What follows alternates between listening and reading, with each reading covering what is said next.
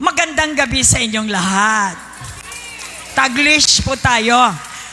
Etong maganda sa BCF, may Ilonggo, may Tagalog, merong English. At ako po ay nangangarap na magkaroon ng Cebuano, Ilocano. Kasi kung maraming lingwahe kang alam at daladala mo ang mensahe, malapad ang iyong garden. Talagang marami kang ma-harvest. Amen?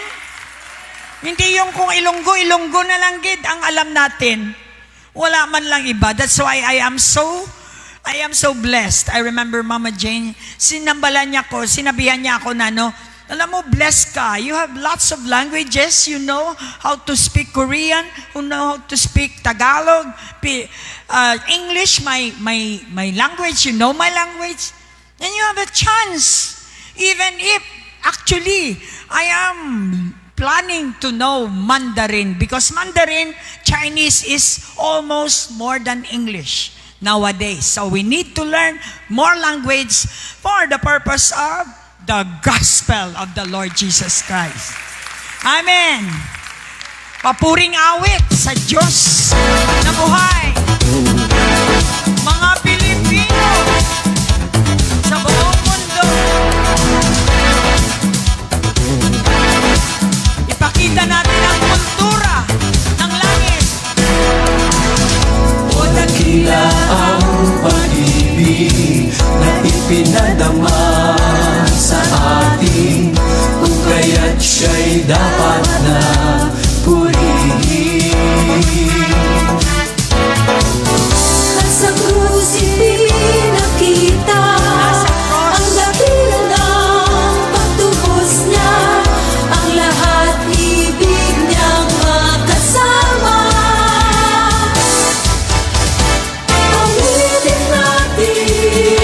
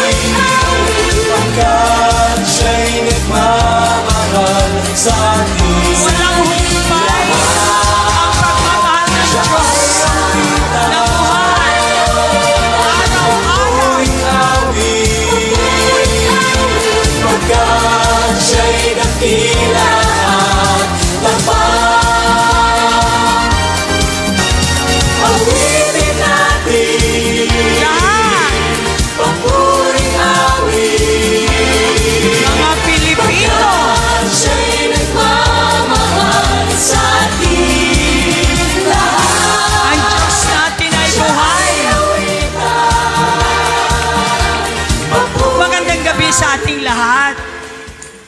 Tagalog po ang ating national language na kailangan nating alamin upang tayo magkaunawaan bilang mga Pilipino sa mangdako ng mundo. Siya ang Diyos na buhay. Siya ang tinatawag na Yahweh sa Israel. Dahil siya ang Diyos na pinupuri nating lahat, dinadakila ang kanyang pangalang Jesucristo. Bawat araw, biyaya Sambahin po natin siya lagi sa pamagitan ng nararanasan. awiting ito. Walang oras na kami pinabayaan. Bawat sandali, ikaw ay nariyan, tapat kang ng tunay. Sa bawat araw, pag-ibig mo ay laging nararanasan. Siya po ay banal na Espiritu. Walang oras na Oras-oras. iyong Hindi siya natutulog. Nakikita niya ang iyong ginagawa. Ikaw ay nariyan, tapat kang ng tunay. Kaya naman, O Diyos, wala kaming ibang nais, kundi ang ibalik sa'yo ang lahat ng pagsamba. Kung kayo man ay galing sa mundo, maingay talaga. Walang hanggan, Pero kung kayo ay nasa presensya ng Panginoon, sa'yo'y aalay. walang maingay sa langit na awitin. Salamat sa'yo'y bibigay. Napakabuti mo, Diyos, sa aming buhay. Go with the lyrics. Noon hanggang ngayon, di ka nagbabago, tapat kailanpaman.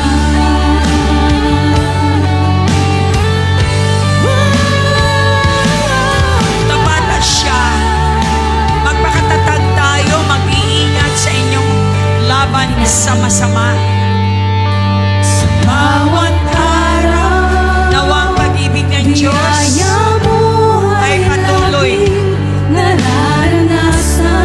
na nararanasan ng mga taong naniniwala. Oras na kami pinabayaan.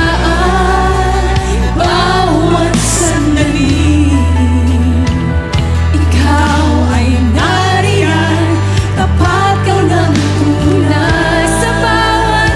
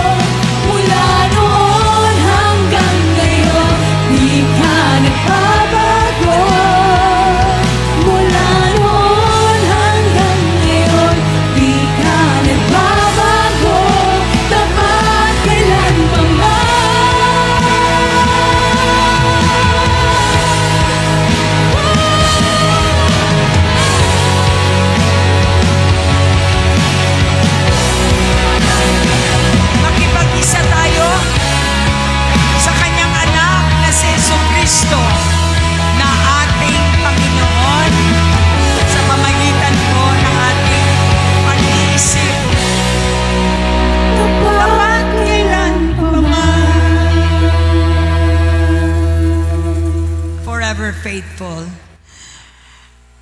Ama na nasa langit, maraming salamat. Maliwanag naman po na pinagkaloob nyo sa amin ang inyong bugtong na anak na kung sino man ang mananampalataya o ibig sabihin magtiwala sa Panginoong inyong pinadala, ang inyong bugtong na anak, ang kanyang mga katuruan.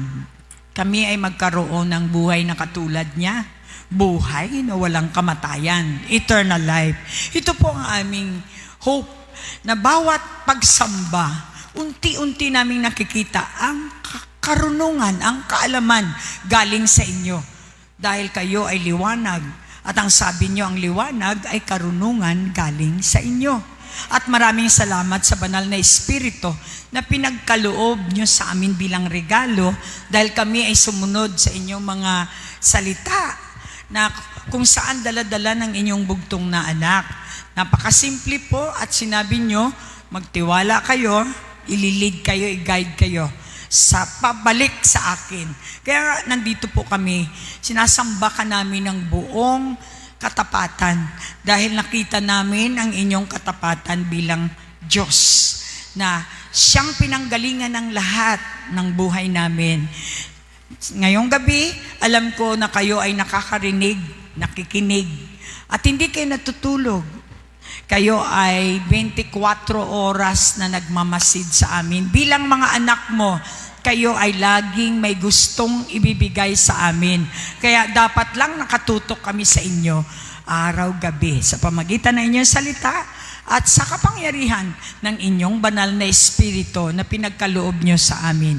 Ito po ang aming samot dalangin sa pangalan ni Jesus. Ang lahat ay magsabi ng Amen. I would like to welcome back Ma'am Trangki. Praise the Lord. Baka gusto mo mag-praise report dito. Pasalamat ka para marinig ka ng mga kasamahan mo. Praise God. Para po pang painit. Alika, Ma'am Trangki. Hallelujah. Magandang gabi sa lahat. Ako nagpapasalamat sa 6 days na travel namin mula Manila hanggang Luzon, Visayas, in Mindanao. At nagpapasalamat ako sa Diyos dahil sa mga oras na yon, binigyan niya ako ng pagkakataon para maipakilala ang tunay na Diyos sa aking mga kasamahan. Hindi ko akalain na ang driver pala namin, hindi ko lang sabi ang kanyang pangalan, ay nagkakaroon pala siya ng parang depression. So it is time for me na binigay ni Lord upang ibahagi ko sa Kanya yung mga testimony ng buhay ko na once upon a time, nagiging paikot-ikot na rin ako sa isang problem katulad niya. Na kung paano siya makakalabas sa isang bagay na halos mawalan na siya ng pag-asa muli sa buhay niya. So salamat sa pagkakataon na Lord, thank you na sa time na yon ng travel namin for almost 6 days kami sa daan, naliniwala ako na yung mga kunting mga salita ng Diyos na ibahagi ko sa Kanya, nagiging part ako sa buhay niya to move on, to see the beauty of the Word, to see the beauty of His life, to embrace anuman ang mga nangyayari sa buhay na ibahagi ko sa Kanya, paano yung gagawin, paano ako nakaalis sa experience ko, paano ako nakaalis sa buhay ko sa nang nakaraan, at kung paano rin mag-move on sa nangyayari sa buhay niya. At napapasalamat ako, Lord, Sigo, thank you na sa pamamagitan ng pagsasama namin, nakilala ko ang sarili ko na Lord, salamat sa pagbibigay mong muli na makita ko ang kagandahan ng buhay na binigay mo sa akin. At na-impart ko yun sa kasama ko, Pastora. Salamat sa buhay ng driver namin, di ko lang sabihin, and even sa mga kasama ko na may mga purpose ang lahat na nangyayari sa buhay namin. So salamat at sa pamamagitan ng buhay ko, Pastora, na yung the relationship and the religion na impart ko din sa kanila, na ang relasyon ang pinaka-importante sa lahat. So glory to God. Praise the Lord. Yun po, bawat kung tayo ay pamilya, we are sensitive kung ano mga pangangailangan. So dumating si Ma'am Trunky, bukas naman paalis naman si Nora going to Manila. So bawat isa ay talagang pinagpipray ko. Sana kayo din, nagpipray kayo sa kapwa kasama nyo para nang sa ganun yung pamilya natin lumaki naman, brother, sister nga ang tawag natin dahil may pakialaman tayo, dahil pamilya nga tayo, alamin natin yung bawat pangangailangan ng isa at magkaroon tayo ng prayer line upang makatulong tayo sa ating kapwa. Ganun po ang ibig sabihin ng church. Baka hindi nyo naintindihan. Kung kayo ay kabahagi ng church, pag nagsalita ka, lumalabas sa iyo meron kang burden sa iyong kapwa. Pag wala, ibig sabihin di ka pa church goer ka lang. Pero pag church ka na, ay talagang nandun yung care mo, ang burden mo sa church. Ano ba ang maitulong ko, Lord? Gagawan ko ako ng paraan para mapuno ang church. Diba? Ganon? Ano sa palagay nyo? Hindi kayo mapalagay. So, ganito po ang mensahe ng Lord sa atin. Tayo ang gumagawa ng joy. Hindi yung hintayin nyo lang na kailangan nyo ng isang taong magbigay ng joy sa inyo. Nasa inyo na po ang abilidad na binigay ng Diyos sa pamagitan ng kanyang banal na espiritu. Ang gawin mo lang maniwala ka. So, yun po ay retired PNP at meron tayong mga PNPs dito. Philippine National Police na mga members natin sa ating pamilya na sana ma-activate natin sila. Nagagalak din ako sa mga young people na kailangan na silang gumawa ng paraan para bumawi naman. Kasi siyempre, kung minsan may mga pangyayari, katulad ng pamilya nila, kailangan nila ng attention. So siguro naman, dahil tapos na ang unos, kailangan na nating harapin kung ano dapat nating harapin. So dahil doon tayo ibibless ng Lord. Kapag hindi tayo gumalaw sa pamagitan ng assignment na binigay ng Diyos sa atin, ay hindi rin tayo magkakaroon ng tinatawag nating blessing. Tonight, we're going to talk about, kapag may sermon po, ibig sabihin, binibigay ng Diyos yan sa inyo to carry on the whole week. May middle week tayo dahil alam ng Diyos kulang yung Sunday ninyo. Kahit nga yung iba, meeting ng meeting, halos araw-araw nagmi-meeting, kinukulang pa. Yun pa kayang nagsisimba lang. So nandoon yung generosity ng Lord na naglagay siya ng middle week service. Minsan hindi pa kayo mag-attend. Hindi nyo alam na mini-meet kayo ng Lord sa synagogue. Ano ba ibig sabihin ng synagogue? Sa gathering. Ang church ay ginagather ng Diyos pamagitan ng apostle.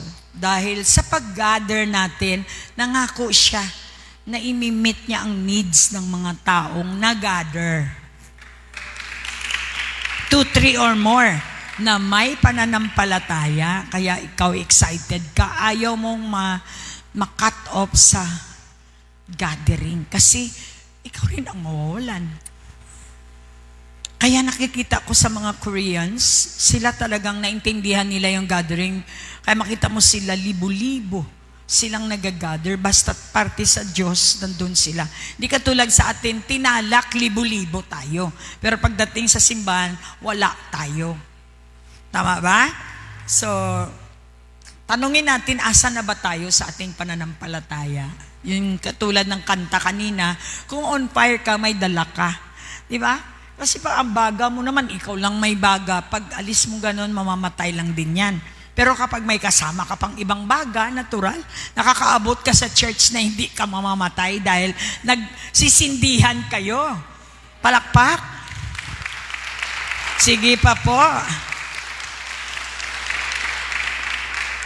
Sowing, reaping, and generosity. In the middle of the week, nakapokus po tayo sa pananampalataya, Tagalog.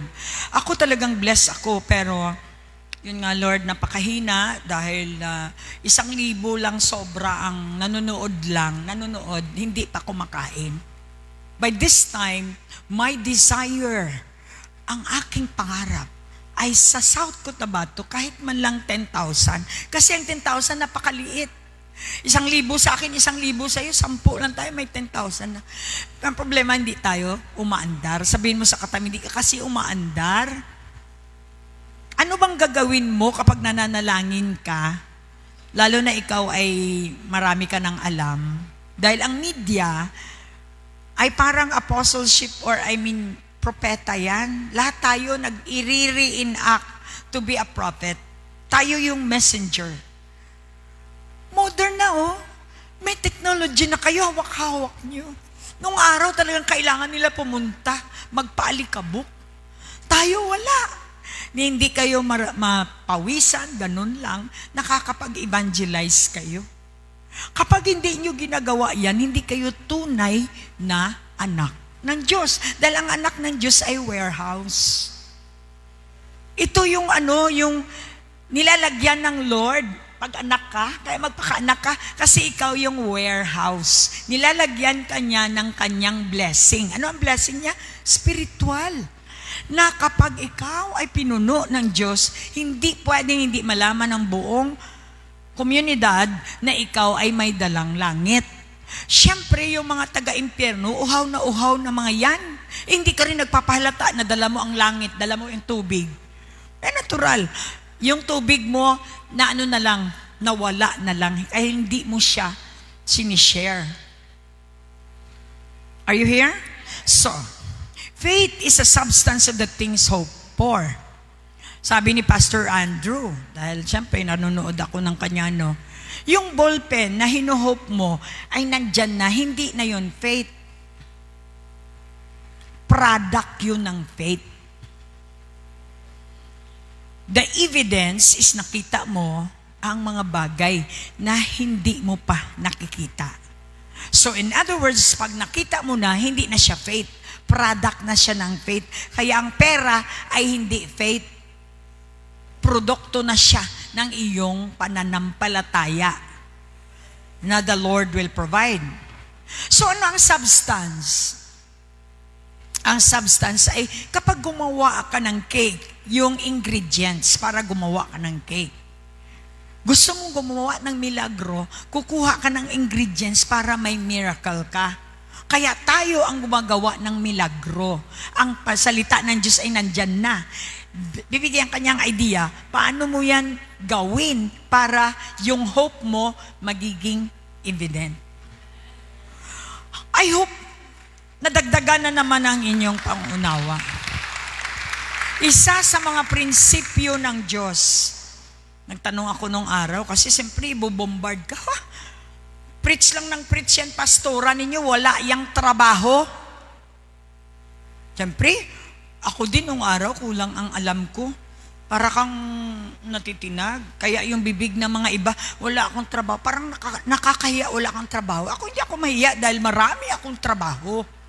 Alam kong marami akong trabaho, kaya hindi ko pwedeng tanggapin yan na sabihin mong wala akong trabaho. Hello? Kung nagtatrabaho ka, working, ing, walang tigil yan. Ang job may tigil. Hindi mo naman sabing jobbing. ing means walang tigil. Ang working is binigay ng Diyos na walang tigil. Kahit natutulog ka, merong abilidad ang Diyos na kapag nag-pray ka, gagawin ng banal na Espiritu, wino-work out mo pa rin ang faith mo kahit tulog ka. So you never stop working. Developing kasi ang working. Dinidevelop mo ang faith mo. Kumakain ka, dinidevelop mo ang katawan mo. Nag-exercise ka, dinidevelop mo ang katawan mo. At lahat ng sinabi ng Diyos ay sinusunod mo, developing yun. Ito pa sowing, reaping, and generosity. Ang karakter ng Diyos ay generous siya. Walang makakapantay sa generosity ng Diyos kasi may-ari siya ng langit at lupa. Tingnan mo naman ang dagat, sa isda pa lang. Kaya niyang supplyan ang buong mundo.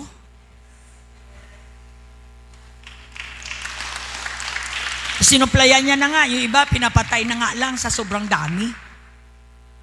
Kapag kumuha ka ng isda, tapos dahil sa kastingy mo, gusto mo ibenta ng mahal, nabulok, tatapon mo rin. So, ang Diyos ay sobra-sobra magbigay. Ang tao lang ang hindi marunong tumanggap. ng tamang pagtanggap. Though the principle of God, bawat dito, langit, sa kalahati, sa langit, sa ilalim ng lupa, sa dagat, controlled by principle. Kahit cellphone ninyo, may principle. Buhay nyo may principle. Kayo, bawat isa sa atin may principle. So, ang Diyos may principle, siya ang original. Binigyan niya tayo ng laya. Binigyan niya tayo ng mga prinsipyo na ikaw ang pumipili. That's why, sabi ng Biblia, seek ye first the kingdom of God. So in other words, ang mismo ang may-ari, sabi niya, hanapin mo ang prinsipyo ko. Ang prinsipyo ko, hanapin mo. Dahil pinakita niya sa pamagitan ng kanyang bugtong na anak, nasa salita, lahat ng sinasabi ni Jesus, nasa Bible po. Walang labis, walang kulang. So hanapin daw natin yung prinsipyo niya. Ano ba yung prinsipyo niya? We found out na ang prinsipyo ng Diyos ay ano? Righteousness, peace and joy in the Holy Ghost. Kasi kingdom. May system ang kingdom niya. Righteousness, peace. Sino ang righteous? Walang righteous na tao. Pinadala niya ang righteousness niya sa pamagitan ng kanyang bugtong na anak. Dinemonstrate ni Jesus kung ano ang righteousness. Kaya siya ang 100% na righteous na kailangan ng mga 99% na righteous. Dahil walang perfect except Him.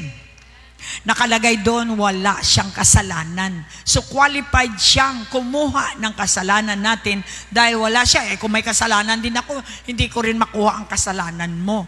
Kaya siyang qualified na kumuha ng kasalanan ng buong mundo dahil wala siyang kasalanan.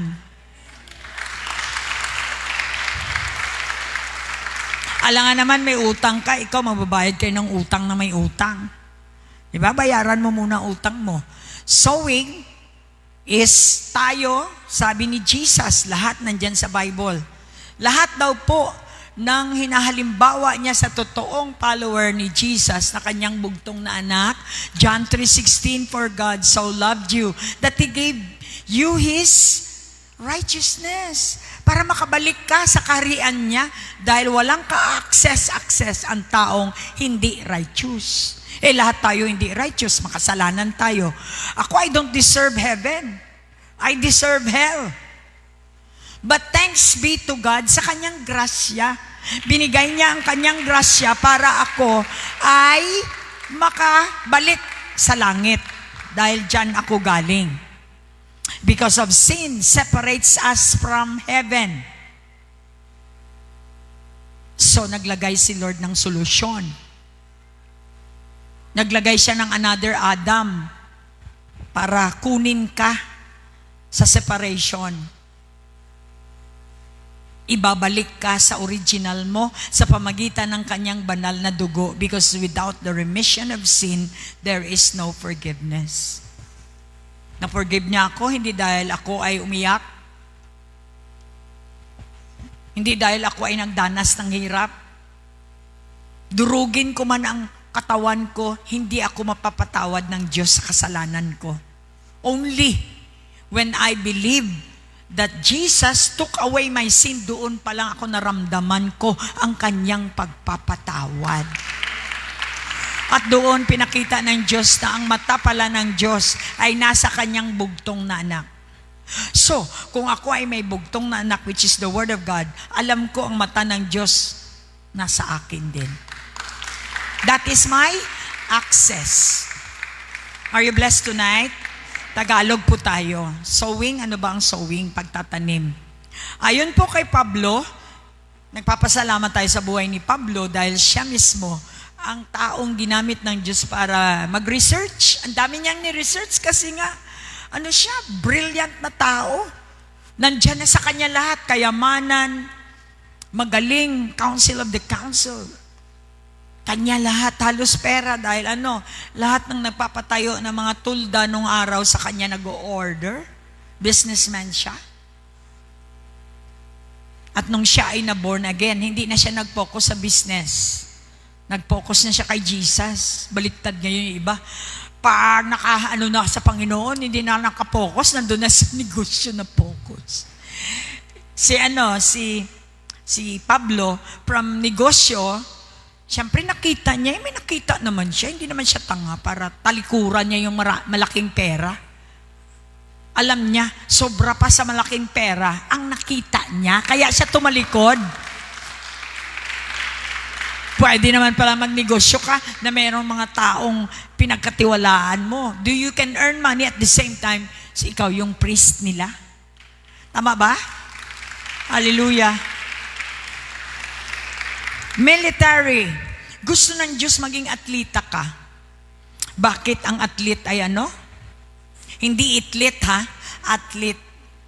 Gusto niya, isang Kristiyano, isang magiging anak niya ay disiplinado. Dahil ang athlete ay disiplinado. Porsigido. Nagpapadisiplina, katulad ni Manny Pacquiao. Gusto niyang kumain ng balot na marami, hindi. Dahil meron siyang may disiplina siya. At gusto niya tayo ay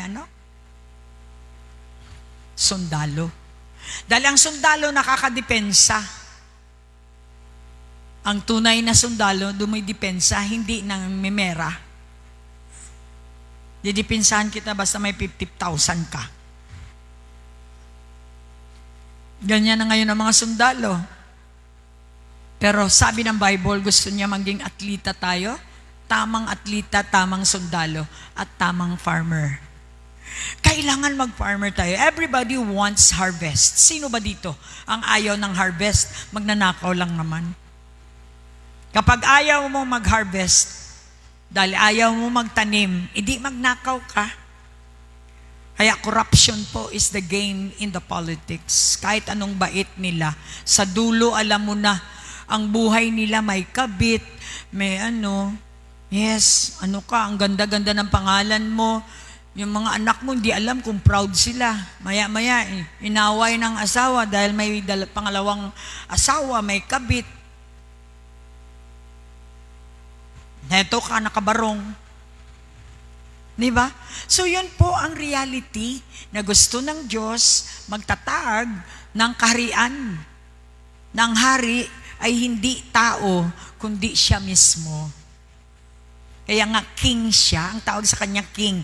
Pwedeng tawaging president. Pero ang king ay may-ari. So therefore, dapat lang ang pangalan niya king dahil may-ari siya ng langit at lupa.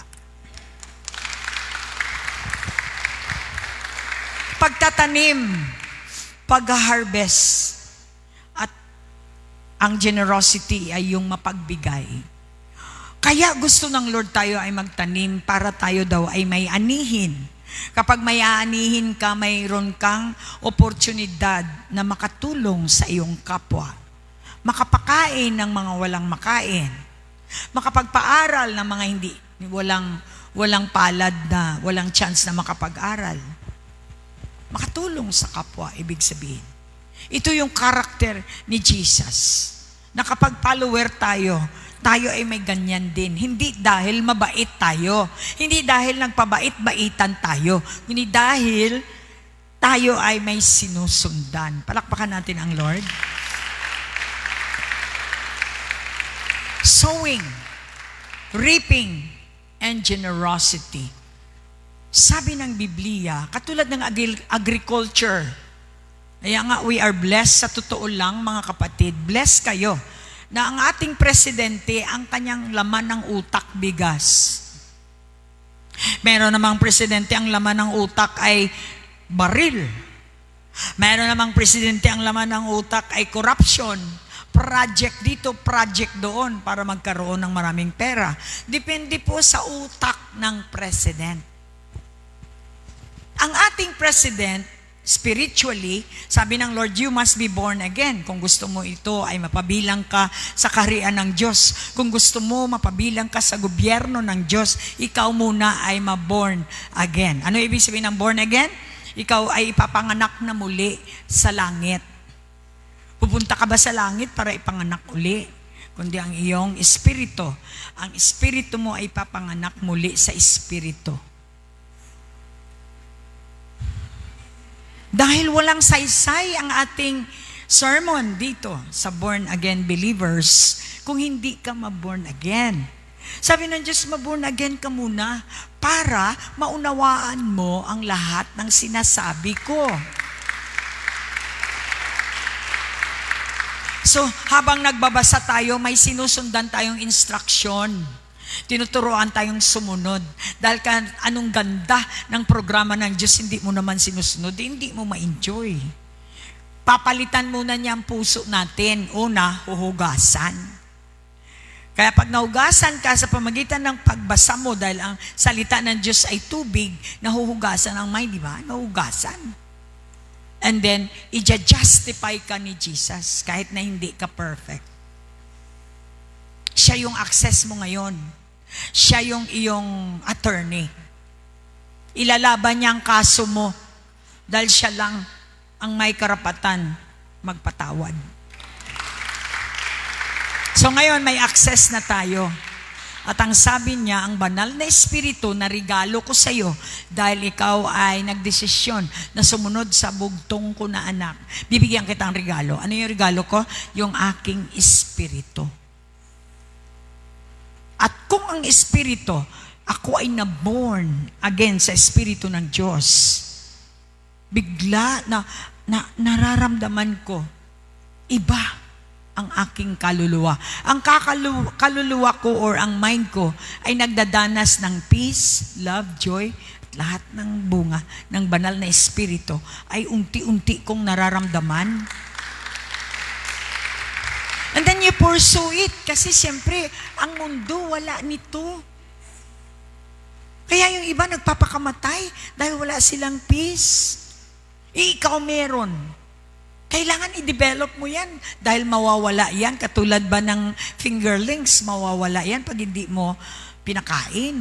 Pakainin mo yung espiritu na binigay ng Diyos sa iyo sa pamagitan ng kanyang pagkain. Ang pagkain ng espiritu ay spiritual food, hindi dog food. Spiritual food, which is the Word of God. So araw-araw, papakainin natin ng salita ng Diyos ang ating kaluluwa, ang ating mind.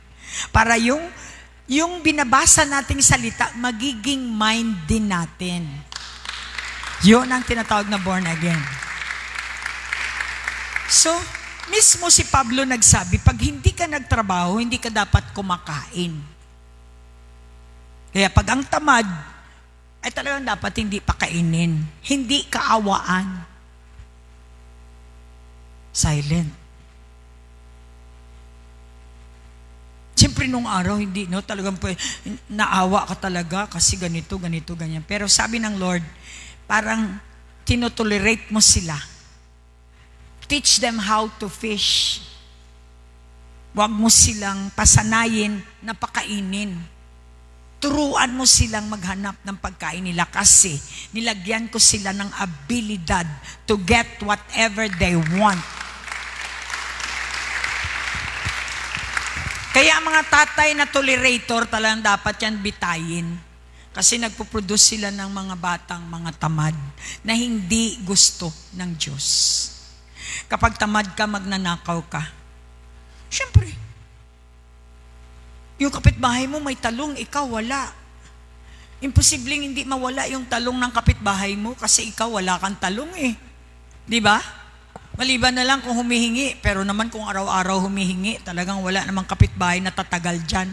Huwag na lang sila magtanim kasi hinihingi mo naman lang. Hindi sila din, hihingi na lang din. Palakpak. Alright. So unang salbo.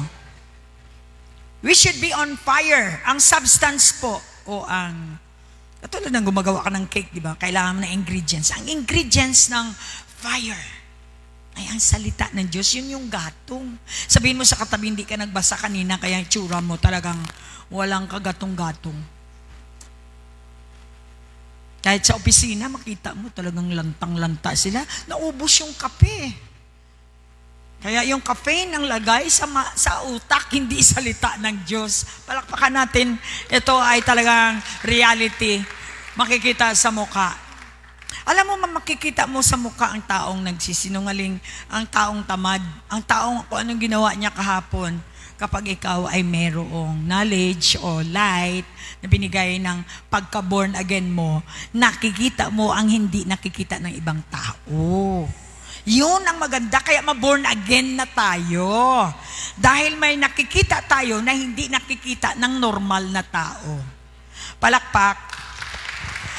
Genesis 8:22, kung pag-usapan ay ang agriculture, pasalamat tayo sa farmer kasi kung wala, kahit marami kang pera, kainin mo yung pera mo. Kung walang farmer na magtanim ng bigas, sana maligaya ka sa pera mo. Kaya nga po, pasalamat tayo na may farmers. Kahit pa sabihin mong nagbayad naman ako, kaya rude ka sa farmers. Ako talagang I really appreciate them. In fact, kinakausap ko sila, salamat sa mga kamay nyo, ginaganon ko talaga ang mga kamay nila.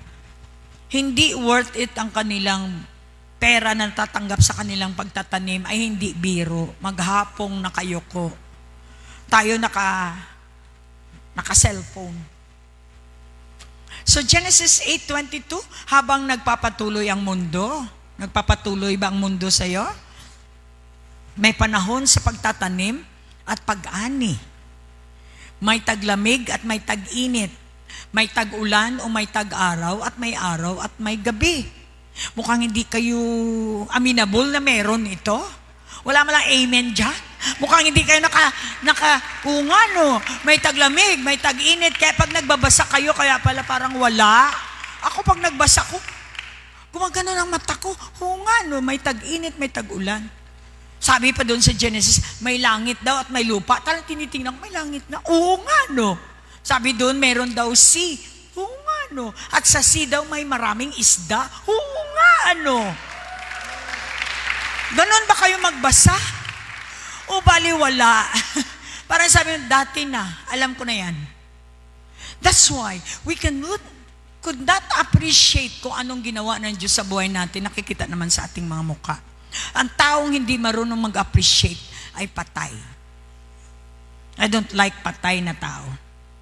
Gusto ko buhay na buhay ang tao. Ang tao nagre-response kapag buhay. Tama ba?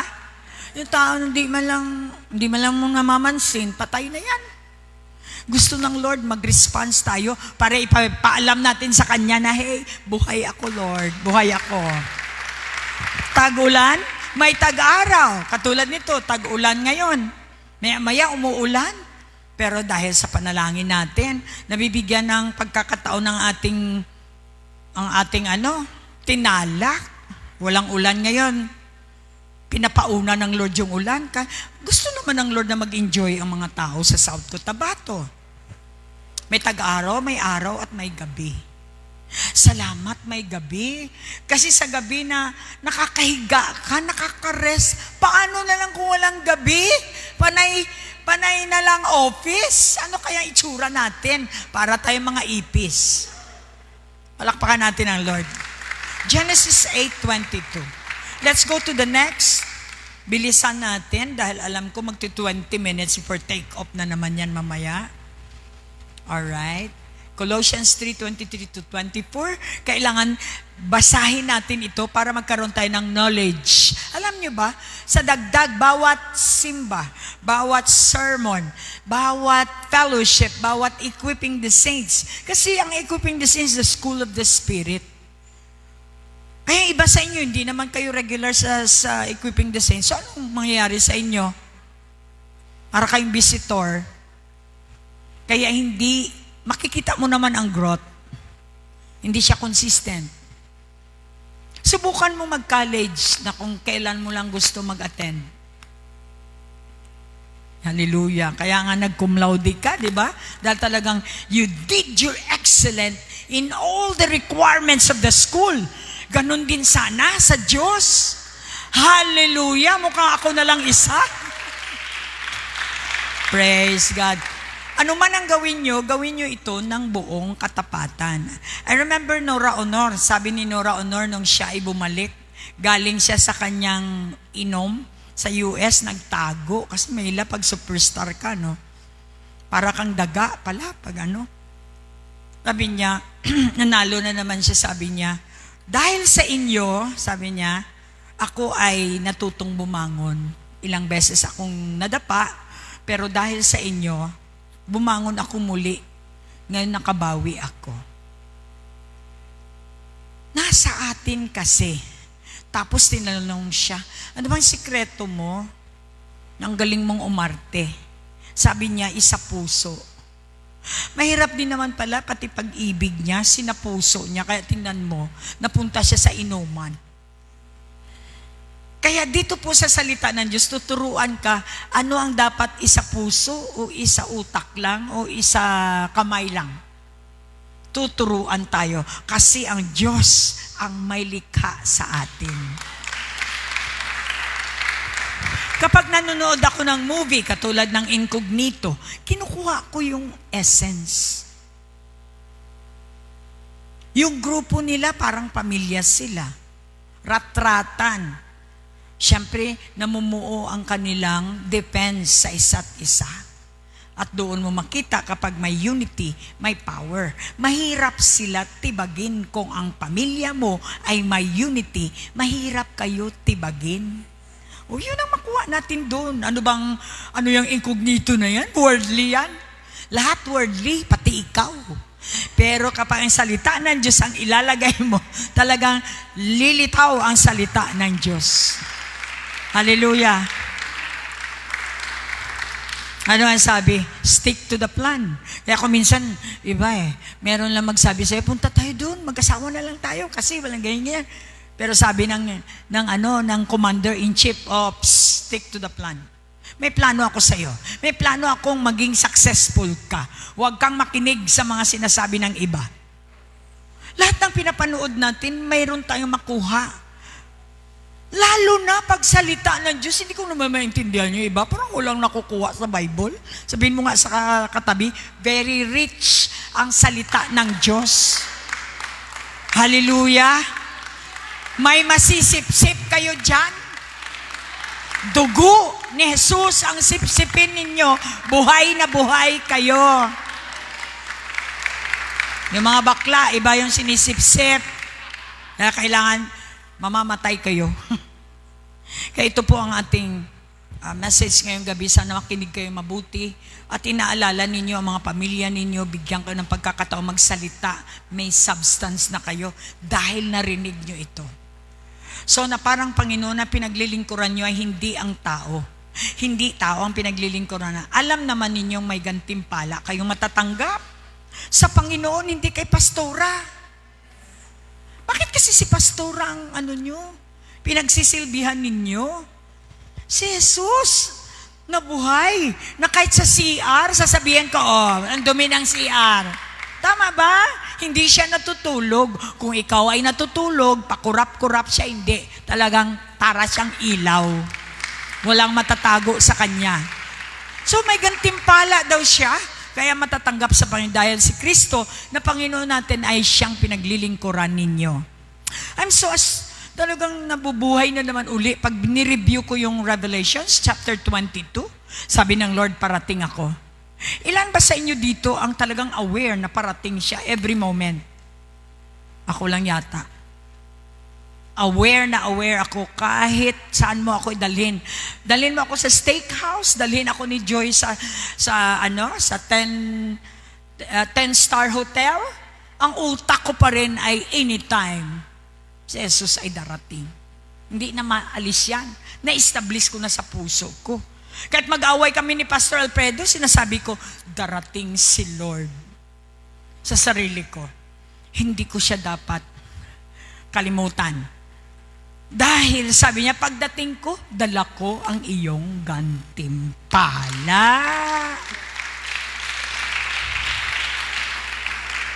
Asan yan? Revelations 22, huwag kayong tumingin sa akin, sa Bible kayo tumingin. Okay? Okay? Alright? Ano sabi ng Bible? Darating daw siya, dala niya. With me is my reward. So wow, kung ikaw yung awardee, talagang hintay na hintay ka. Sa bagay, kung wala ka namang i-reward sa'yo, wag na lang. Pero, ito yung opportunity na dapat hindi ko palagpasin. Ang dami ko ng reward sa buhay ko. Dito sa lupa, asan na yung mga reward ko? Mga tingga, wala naman yun. Pero yung reward na hindi nawawala ang gusto ko. I thank God, binigyan niya pa ako ng chance kahit ganito ng edad ko. Binigyan niya pa ako ng chance na magkaroon ng gantimpala na hindi mawawala. Hallelujah! Balik tayo doon, nawala tayo. Hindi ko alam bakit. Praise God. So tayo po, habang may panahon, sabi niya dito,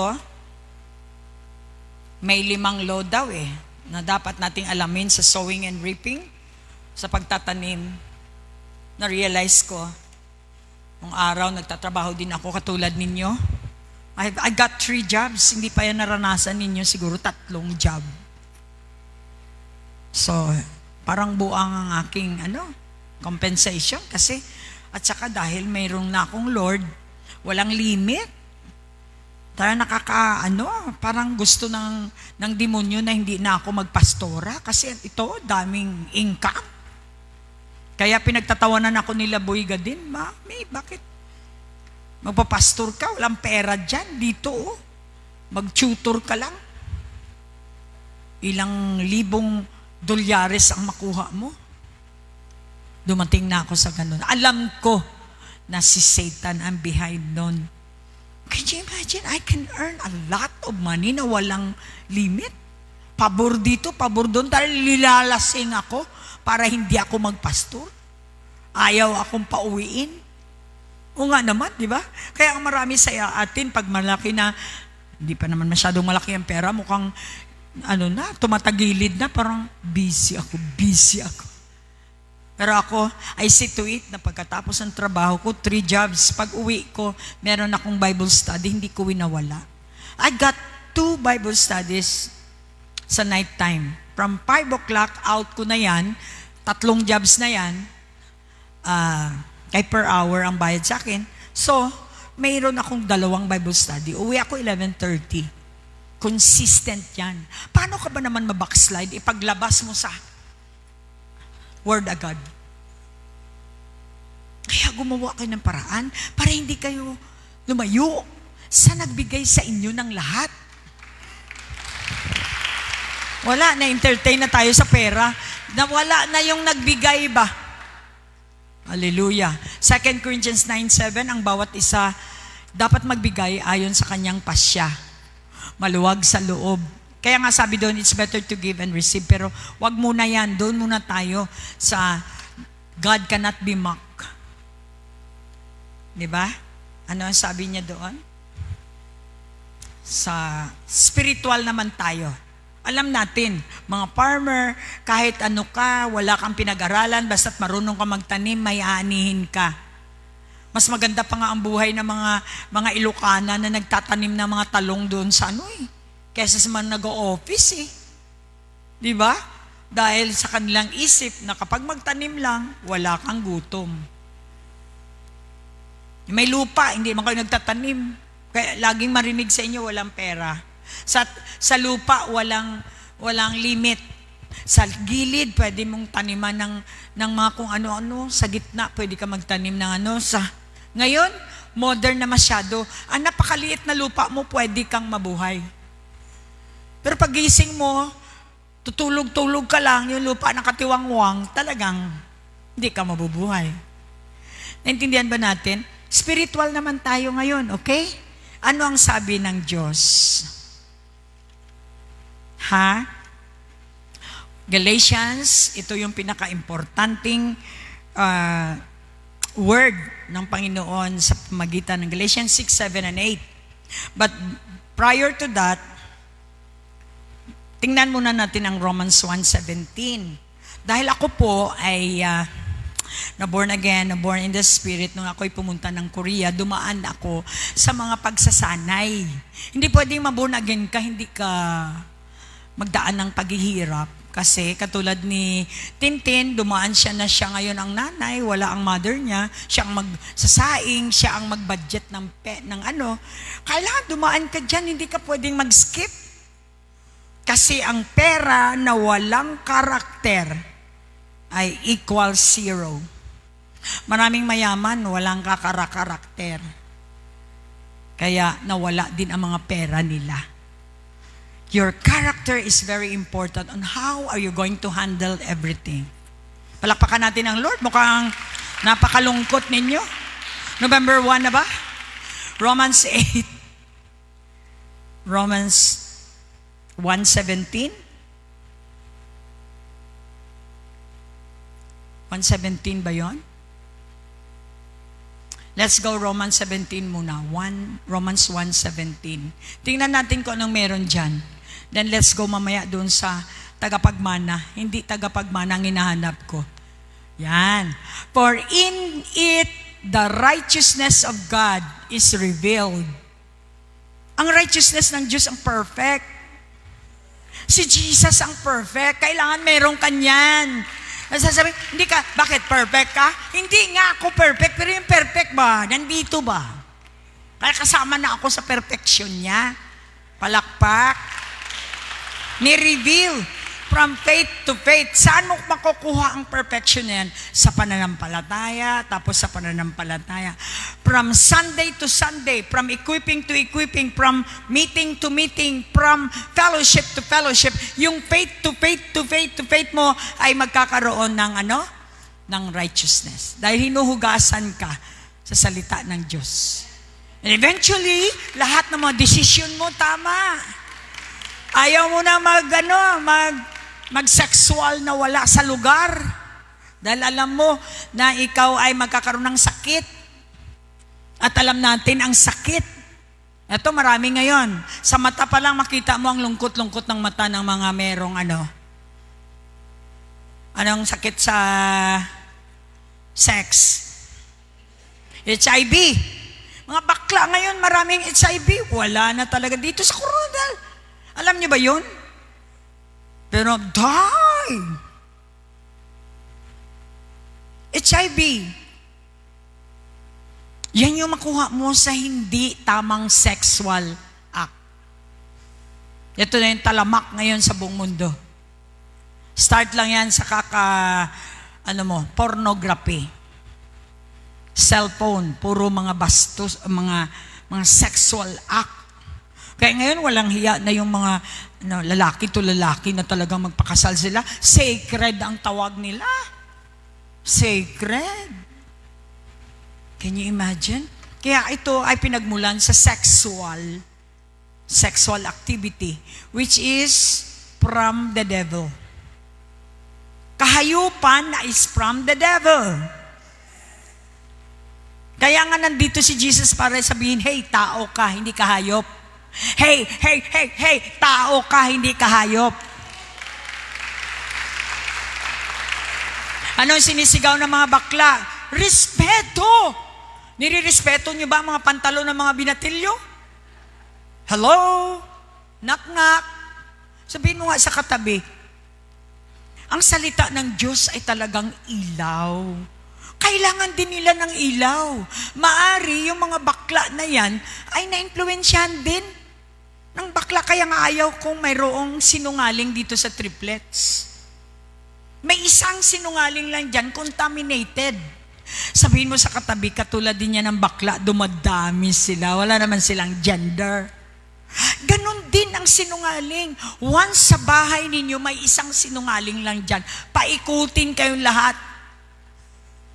At hindi lang yan. Meron silang i-contaminate. Before you know it, buong bahay sinungaling na rin. Di na nila alam kung anong tama. Amen?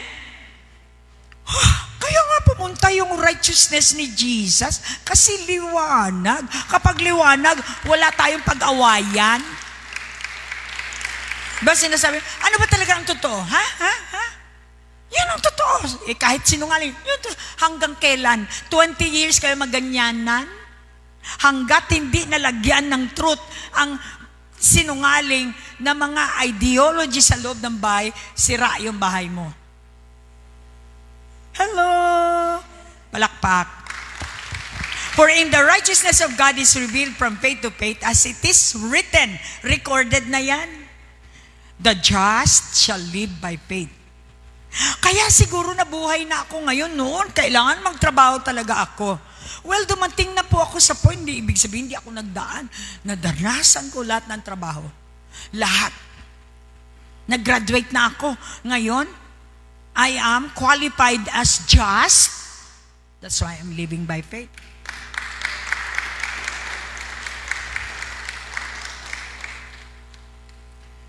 Salamat kay Ma'am sa Vancouver. Nagbigay nito. Emma. Salamat sa anak ko nagbigay nito from UAE. Salamat kay Mami Louie nagbigay nito. Ewan ko kung pinabigay niya o binigay lang ng kapatid ko from USA. Salamat, ito galing sa USA, California. Lahat ng binibigay sa akin, sinusuot ko, naaalala ko, pinagpipray ko silang lahat. Ito, kay Jonah ito. Ukay-ukay pero sanctified na. Ayoko na magtanggap ng ukay, okay? Praise the Lord. Yan po ang, bakit ayaw ko ng ukay-ukay? Kasi may mga spirits po yan. If you are a believer, don't do that. And na-notice nyo, hindi nyo alam, may amoy kayo. Akala nyo, malagay sa ano, hindi. Kasi ito, may spirit. Ang amoy, spirit. Kahit na lagyan nyo ng 1 galon na downy. Kasi ang spirit. At tingnan nyo ang lustful na tao, mabaho. Mukhang ngayon lang ay nakarinig. Sabihin mo sa katabi, mabaho ba ako? Paki-check naman, oh. Yun. Di ba? Magagalit kayo pag sinabi kayo mabaho ang hininga nyo. Marami dito umalis dahil insulto ang tingin. Mas mabuti na po yung pastor nyo ang magsabi kahit kesa naman buong Notre Dame magsabi sa iyo mabaho ang hininga mo. Di ba? Parang tingin ninyo pag ang pastor magsalita, insulto. Bakit yung mga chismusa, pinagchismis kayo, mabaho hininga nyo? Wala lang. Na-correct ba kayo? Palakpak. Imbis na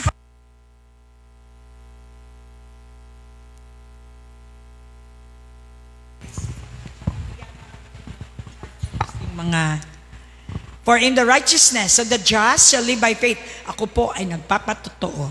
Kahit saan ako itapon, sa Vietnam man, marbubuhay ako. Because of this faith, akala niyo ano lang ang faith? Yan ay currency ng langit. Hindi ako yung paparinig wala kaming ulam. Hindi ako ganun. Papakita ko sa iyo, ako ang unang magbibigay sa iyo. Yun yung ginagawa ng Diyos. Papakita niya, hindi ka hihingi kapag ikaw ay anak ka na ng Diyos. Nakita ng mga kasamahan ko yan. First time kong nakilala. Siyempre, hindi ako wala akong pera, missionary ako. Anong klaseng missionary ka? Pupunta ka doon para maghingi-hingi. Natural, nag-hotel kami. And God can move. Dahil the just shall live by faith, sila ang magbabayad. Hindi ko naman sinabing bayadan nila. Almost lahat kami, alam, naka-witness. Lahat ng pinuntahan namin, hindi namin kilala. Pinakilala na namin si Jesus. Siyempre, magpakita ka ng ebidensya. The just shall live by faith. Marami pa kaming pula na sobre. I'm sure, umuwi kami, ang dami naming pasalubong, wala namang kaming dalang pera. Doon kami rin kumuha ng aming bibili ng mga pasalubong. It's all because the Word of God said, pag ikaw ay just, nasa righteousness ka na ni Jesus. You have the inheritance. Balik natin doon sa inheritance. Look at your neighbor. Anak ka nga ba talaga ng Diyos? May inheritance ka. Huwag kang tumingin sa pera, sa pocket mo, talagang wala yan. Talagang hindi yan magkasya. Tingin ka sa Diyos mo na nagbibigay ng lahat-lahat. Are you blessed tonight? Stamp your feet, shout. Kailangan po, papasok ang salita ngayon. And if children, then ears tayo. Tayo ay tagapagmana. Ears of God and joint ears with Christ. If indeed we suffer with Him, that we may also be glorified together. Narinig niyo ba yung si Jesus, umiyak para sa iyo. Nag-harvest siya with glorified. Did you sow with tears? Then you will harvest in joy. Ako lang siguro. Romans 8:17. At bilang mga anak, tagapagmana tayo ng Diyos at kasama ni Kristo na magmamana ng mga pagpapalang inilaan niya. Inilalaan niya ang lahat ng ito sa kanyang bugtong na anak. Kailangan may bugtong na anak ka rin. Zero ka talaga pag wala kang bugtong na anak kasi sa kanya lahat. Amen? So magtitiis tayo. Kagaya ni Kristo noon, darating ang araw na pararangalan din tayong kasama niya. And that is my excitement na pag dumating na siya, tarara, dala-dala niya na. Siya lang naman nakaka-record ng ginawa ko dito sa salita. Kung gumawa kayo hindi ayon sa salita, hindi recorded yun. Ayon sa salita. Kasi sinabi niya, give, then give. Plant seed, you plant seed. Kapag hindi ka mag-plant natural, kaya yung iba sa inyo, hingi na lang talaga. Ayaw mag-plant, ayaw mag-fasting. Walang obedience, walang blessing. Sabi ng Lord, Deuteronomy 8:18, if you obey me, I'll take good care of you. If you obey me, I will bless you. Yun ang usapan. Fasting, ayaw mo. Sa seeding, ayaw mo rin. Gusto mo lang ikaw bigyan. Hindi ka magbigay ng ayon sa Diyos. Kaya hindi mo naaabot yung gusto ng Lord na abutin mo.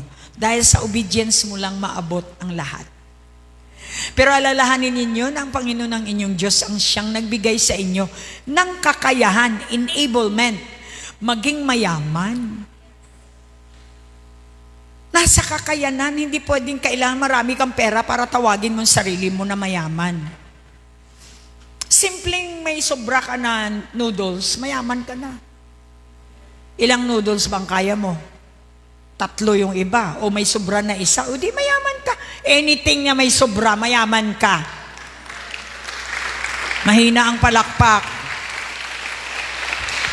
Let's go. Galatians, sabi dito, kapag tayo po ay engaged sa prinsipyo ng sowing and reaping. Kaya ang anak ng Diyos wala nang dapat pang alalahanin. Kasi binigyan ka na ng prinsipyo. Gamitin mo yung prinsipyo na yan, hindi ka na magugutom. Naintindihan nyo ba ang prinsipyo? System. Ay, may isa na namang movie. Bricks. Aywan ko kung nakita nyo yan. Talagang natuto ako. Nag-aaway silang mag-asawa. Then suddenly, nalagyan ang apartment nila ng bricks na hindi sila makalabas. And then, itong asawa niya, 2 years siyang computer ng computer. So, nag-decide ang asawang makipaghiwalay. During sa hiwalayan, gano'n naman ang nalagyan ng stamp ang lahat. Hindi sila makalabas, parang COVID. Parang gano'n. So, they discover maraming namatay dun sa apartment, binutasan, naghahanap ng lugar, walang makita. And then found out, yun din ang sumagot nung mahilig sa computer, na found out nila na ito ay systematized sa buong mundo, sa buong lugar nila. Nang lahat ay napaligiran ng bricks na hindi makalabas or else mamamatay ka. During the time na paano na sila, na-discover nila na system pala. So, kailangan marunong ka rin magsira ng system. Look at your neighbor. Na-system ka ni Satanas, mare. Mukhang di mo alam lumabas sa problema mo.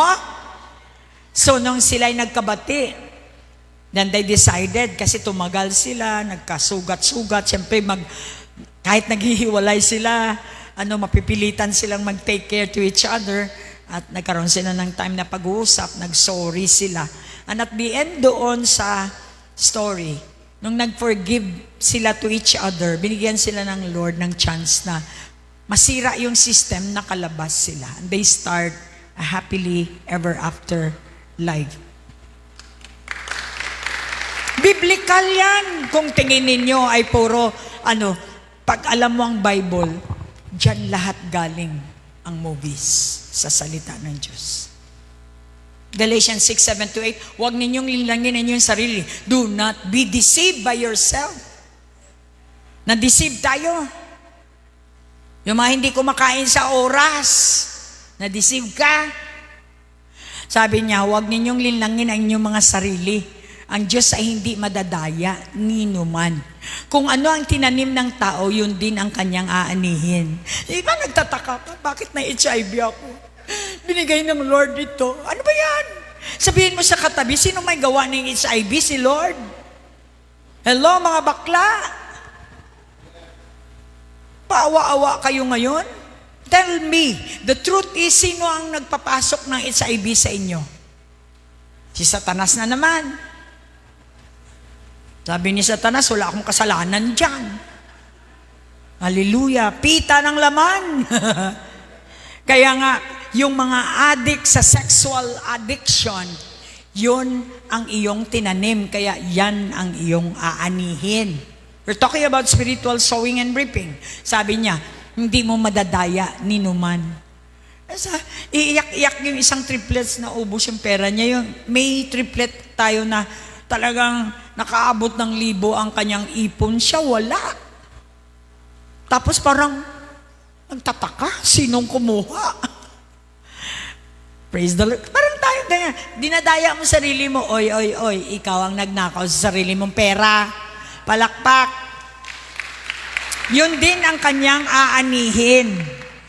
Kung ang ninanasa ng laman ay sinusunod ng isang tao.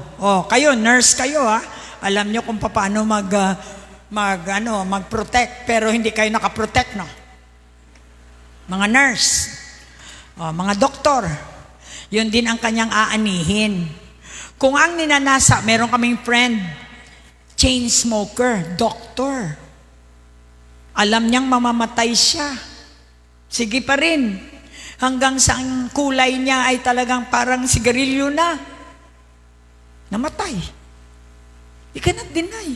Doktor ka, namatay ka sa nicotine. Dahil, yun ay tinanim mo. So yun ang aanihin mo. Tama ba? Kung ang ninanasa ng laman ay sinusunod ng isang tao, pag nanasa, sex, nawala sa lugar. So later on kasi, nadidevelop mo yan, kaya kahit sino na lang, para kang aswang, sige na, halika na, halika na.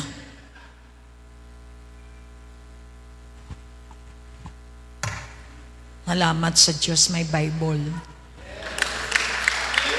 20 minutes before take-off. Yung iba, yung ano pa lang, yung bigote pa lang, naka dito, wala na. Limot na ang mundo. Kaya nga, sabi niya, kung ninanasa ng laman ay sinusunod na isang tao, kamatayan ang aanihin niya. After having sin, we know that sin is death. Kapag na-conceive yan sa puso mo, hindi yan lalabas hanggat hindi siya, boom, manganak. So pagkatapos ng kasalanan, wait ka na lang ha, scheduled for death. Dahil ang kasalanan ay kamatayan. Palakpak! Sa ngayon, mukhang wala, pahambog-hambog ka pa kung kabit ka. Wait lang ha, wait. Wait lang. Kung ang ininanasa ng laman ay isang tao, kamatayan ang aanihin niya.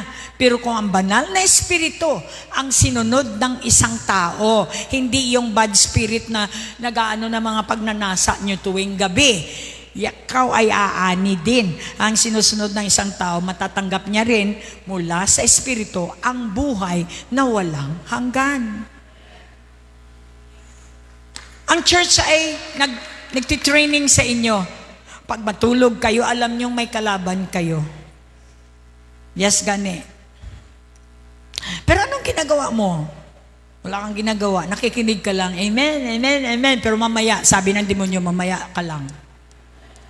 Kailangan kasi may gagawin ka. You've got to decide, Lord, help me. Paano ako makawala sa pagnanasa na ito na magdudulot ng kamatayan sa buhay ko? Ayoko ng kamatayan. So God, the Holy Spirit is, hindi siya natutulog. 24/7, isang tawag lang. Bibigyan kanya ng paraan or technique on how to combat or overcome your pita ng laman. Palakpak. Ito yung tunay nating kalaban. Simba-simba tayo, hindi naman natin nagagapi. Dala-dala natin yung kalaban. Tsaka dumadami yung sakit mo. Sakit ay galing yan sa kamatayan. Bilang hindi ka nag-obey sa Lord, you're dead. Rebellion yan. E tingnan mo yung tsura mo. Saksak ka ng laman. Saksakan ka ng laman. Siksik, liglig, umaapaw. Ang mga bilbil. Hallelujah. So, syempre, sabi mo, bakit kasalanan ba yan? Sabi ko nga kanina, may mga matataba na talaga makikita mo, sobrang laki nila sa spirit. Mataba sila katulad ng mga si praise worshiper dyan sa USA na talagang sikat na sikat. Ang taba niya. Wala siyang sakit, pero pag nag-preach talagang, pag nag-praise the Lord talagang, hallelujah, talagang lahat nakakabuhay ng patay. Ikaw mataba. So, syempre, walang energy. Ang energy, malalaman mo ang tao mataba sa espiritu. Malakas na malakas. Pero yung mataba na napakapayat ang espiritu, hinang-hina, palakpak natin. Bahala na kayo. Kung natamaan kayo, kayo na. Ako na. Sabihin mo sa katabi, ikaw na yung tinamaan. Ikaw na. Ano ibig sabihin? Ikaw ba ay tatayo na lamang? Para kang tumbalata kung sa Ilonggo pa. Natumba, tatayo uli, ganun pa rin. Kaya nga, stand corrected, no? Sabi niya, 2 Corinthians 9:7, ang bawat isa'y dapat magbigay. Oh, hindi yan. Hindi siya angkop eh. Alright, dito tayo sa disiplina. Come to Christ now. Si Kristo ang kailangan mo sa iyong kahinaan. Di ba sabi mo, may kanta nga sa Katoliko eh, let the weak say, I am strong. Ano iba sa inyo, weak pa rin. Let the weak say, talagang weak ako. Yung makikita mo sa bibig niya, hindi ko kaya. Aray, hindi ko kaya. Ang Diyos natin na ini-introduce dito ay may kakayahan. That's why He is grace. Enabling power. Yes, hindi natin kaya yan. Kahit ako, hindi ko kaya ito. Niisip ko nga, at the age of 80, nakaka-high heels pa ba ako, Lord? Sabi ng Lord, kung ingatan mo yung sarili mo, pwede. Wala namang imposible. Pero kung ikaw mismo magsabi, hindi ko na kaya. Hanggang dito na lamang ako, magandang gabi bayan. E di libing nyo na ako. Sabi ng Lord, it is your will. Use your willpower, align to my will, so everything would be possible. Hallelujah. Proverbs 18:21, last. O dito tayo. Faith is the word, substance, the word of Jesus. Now when you do put the action on the word of God, it becomes your faith. Na kung saan ang hope mo ay nandun na lahat sa salita niya. Kahit hindi mo pa nakikita, deep inside, alam mong nandyan na siya. Pag nag-appear na, ibig sabihin, yun ang paniwala mo. Kaya siya lumabas. Kasi naniwala ka. Ang faith hindi dapat patras abante. Pag naniwala ka, talagang naniwala ka, kahit anong test sa'yo, tayuan mo pa rin naniniwala ka, then you pass the test and your faith will have the evidence. Hallelujah! Hallelujah! Proverbs 18:21. Alam niyo ba ang salita ay makapangyarihan? Sabihin mo sa katabi, alam mo ba ang bibig mo may makapangyarihan yan?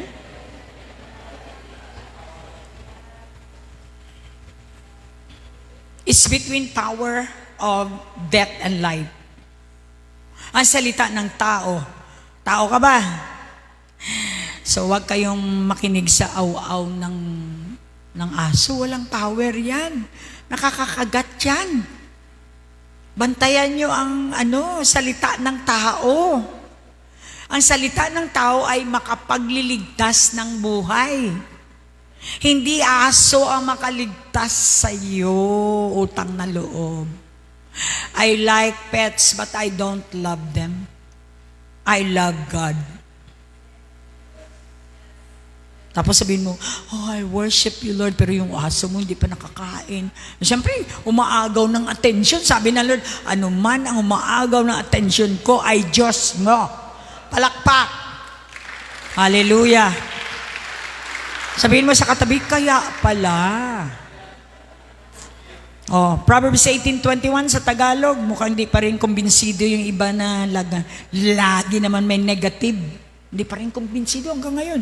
Ang salita ng tao ay makapagliligtas ng buhay o kaya ay makakamatay. Kaya mag-ingat sa pagsasalita sapagkat aanihin mo ang bunga nito. The power of the words, when yung umpisa pa lang, ginawa ng Diyos ang langit at lupa, words.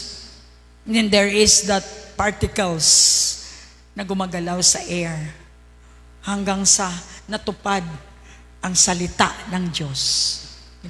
Let there be light. And there was light. Let there be sea. And there was sea. Lahat ng let there be ng Diyos ay nakikita na natin ngayon.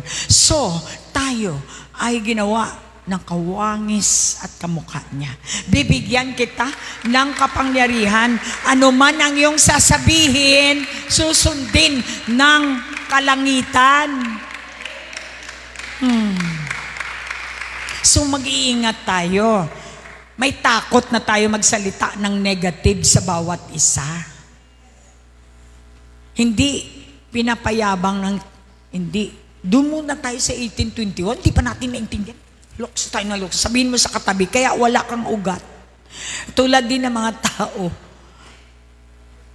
Mamaya, iba na naman yung simbahan nila. Imbitahin ka pa eh. Nandito na ako sa... Ay, hindi, last year yon. Dito naman ako. Eh, kung ikaw tanim, mamamatay ka. Ilalagay ka sa basurahan. Kung saan-saan ka. Ang hindi nananatili ay hindi maliligtas. Alam nyo yan. Papalit-palit kayo ng church para kayo nagpapalit ng tsinelas. Paano kayo tutubo? Hello? Hanggang ngayon, di pa rin naintindihan ng mga umalis dito. And they're trying to fight na mas maganda yung church niya. So what kung maganda yung church niyo? Tell me, tumubo ka ba? Nagbago ba ang ugali mo? Dito nga kaya nga ka umalis dahil ayaw mo magbago. So papalit ka na naman ng church na kapag may nakita ka na naman, papalitan mo na naman dahil ayaw mong magbago. Talagang ayaw mo magbago, hindi ka na belong sa church ng pagbabago. Hindi ka na belong sa Diyos ng pagbabago. Dahil ang Diyos na may-ari ng langit at lupa ay Diyos ng pagbabago.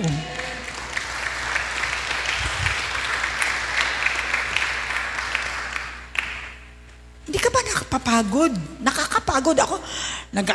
Lumitingin lang ako doon. Ay, doon naman siya. Dito naman sa lighthouse. Doon naman siya. Dito naman siya. Dito. Napapalibutan na tayo. Sabihin mo sa katabi, nahihilo yung nakatingin sa'yo. Kaya magsalita ka ng salita ng Diyos, hindi sila naniniwala, okay? Paano sila maniwala? Palit ka ng palit. Hindi ka mapirmi. Tapos sasabihin mo, pariho lang naman yan. Hindi pariho. Dahil ako nanatili, ikaw hindi. Hallelujah. Palakpakan natin ang Lord. Proverbs 18:21. Kaya makamatay, kaya mag-ingat sa pagsasalita sapagkat aanihin mo ang bunga nito. Kung kayo, sinasabi nyo na si Pastora Marlene, ay kung magsalita, masakit. Masakit. Babalik yan sa akin. Tingnan nyo yung tsura ko kung maraming pasa. Ang salita ng Diyos ay parang tabak. Ang purpose nito ay para buksan yung mga kinatago-tago mo dyan na mga madudumi. Papasukin niya yan. Lilinisin niya yan. Kaya masakit. Saan ka nakakita ng tabak na hindi masakit? Sabihin mo ang salita ng Diyos ay yung totoong salita ng Diyos ay talaga dahil papatayin ka talaga. Dahil gusto ng Diyos babaguhin ka. Sabihin mo sa katabi, may kapangyarihan kang magsalita ng aanihin mo. This is sowing and reaping. Kaya hindi mo ako nakikitang gumaganon. Sasabihan ng mga bata, yan si Pastor. Hindi niyo ako nakikitang ganon. Kahit sa pastor ko. Because alam kong babalik sa akin. Oh, look at your face. Do not mock God. Kaya nagkaganyan ang face mo dahil sa iyo, ha? Dahil sa iyo. Yung mga bibitaw mo na salita, nagpo-format sila sa heavenly realm at ito ay parang particles. Mamaya, in due season, babalik sa iyo. Kaya there are 5 laws. Unang law is pero bago yan, sabi niya, kung pupunta tayo kay Kristo, you can sow and act. Yung act mo ba na namimigay ka, sowing yan. Si Nora, mahilig yan, mamigay. Sa buong church siguro, siya yung pinaka-giver eh. Talaga may bit-bit kung hindi pagkain, damit. Hindi siya yan. Holy Spirit yan, depende yan sa iyong pakikipag-contact sa Holy Spirit. Pagdating pa lang ng sa bahay, wala dito si Pastora. Hindi pa siya ang namimigay, ha? See? Kaya nga dito makikilala natin ating mga sarili. Alright, are you here? Are you with me? Kapag ikaw ay nagpakita ng act mo, yung magandang act, ha? Katulad ng nagpakita ako, hindi naman yun kasi consistent na yan. Mula 1998, hindi naman siguro plano yan ni Pastora. Nililiguan ko yan si Violeta. Naliliguan ko yan si Lilibet. At sino pa ba ang naliguan ko? Mga street children. Act yun. Nagtanim ako sa kanila ng simpleng action. At na-rip ko yung habit. Nagiging habit ko. Kaya ang tatay ko, sino man dyan, hindi lang tatay ko. Kahit sinong hindi, pwede palang liguan ko to. Habit mo na. Dahil sa simpleng act mo, ang harvest ko, habit. Naging habit ko. Ang simpleng act. At yung habit na yon ay pinapakita ko sa inyo. Sa bahay ko, lahat kayo, inaasikaso ko, hindi yung ako ang asikasuhin nyo. Habit ko na yon. Anong harvest ko? Sa aking tanim na habit, ako ay nakapag-harvest ng character. Character ni Kristo. At dahil ang character ni Kristo ay tinatanim ko sa bawat nakakita sa akin, kahit sa live stream, ako ay nakaka-harvest ng destiny. Alam ko, si Kristo ang aking destiny. Simpleng, hindi pwedeng pera lang ang iyong itanim. Marami kang itanim. Salita, babalik sa'yo. Simpleng act, babalik sa'yo. Kung ano ang itinanim mo, yan ang iyong aanihin. Okay? Look at your neighbor. Ano bang tinatanim natin? Bakit ganito ang buhay natin? Siguro, sa pananim natin ay. Balakpak. Ilonggo yan. Discipline. Nagtatanim ako ng discipline kasi meron ako niyan. God disciplined me. Salamat. Ginamit yung tatay ko, ginamit yung equipping the saints, ginamit yung pagkapastora ko, kaya naman ako nakakatanim ng disiplina. At inaani ko yung tinatanim ko. Si Joy Bacod, nataniman ko rin ng disiplina yan, kaya iba na siya ngayon kumain. Iba na yung lifestyle niyo ngayon. Disciplined lifestyle na yung lifestyle ni Joy Bacod. Inarbest ko naman. Proud ako. Maraming tao nakakita sa kanya. Hindi ka dito si Joy nung araw.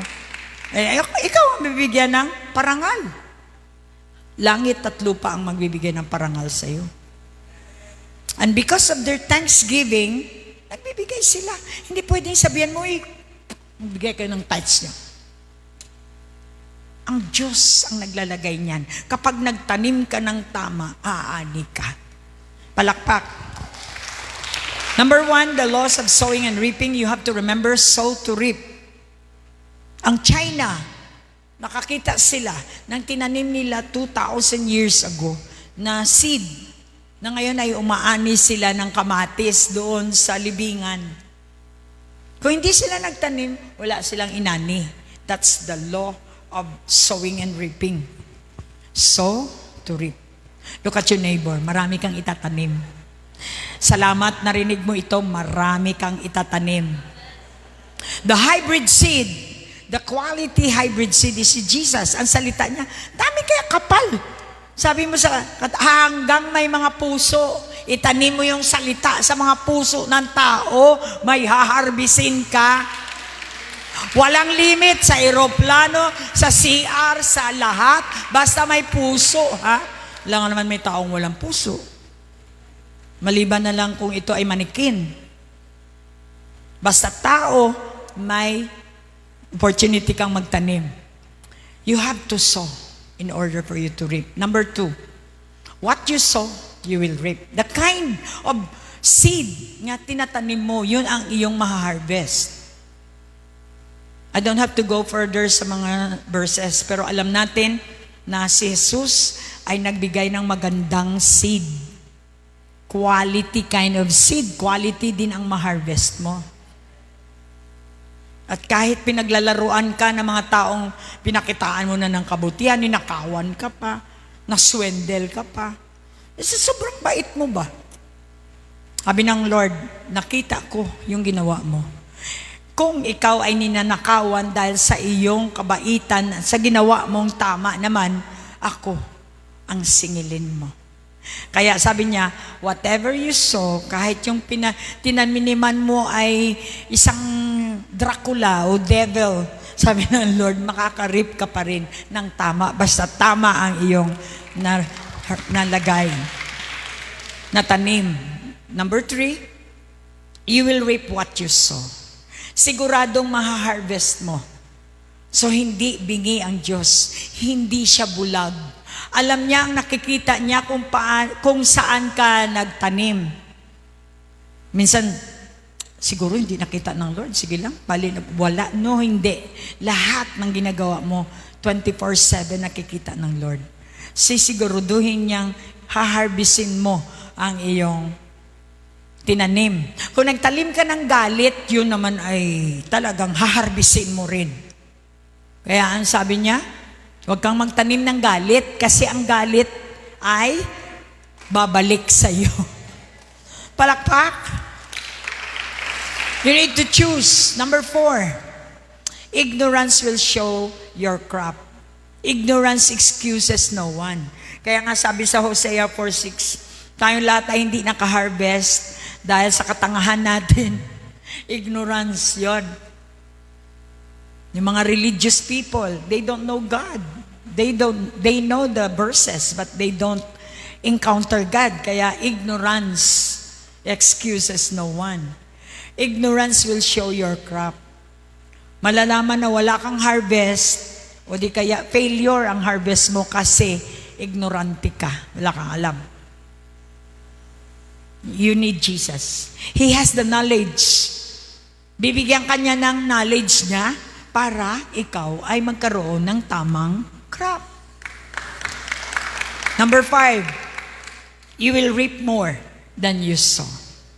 Okay, nagtanim ka ng sumpa, asahan mo, babalik sa iyo na may whirlwind. Alam niyo ba yung, sino nakaano ng tornado dito?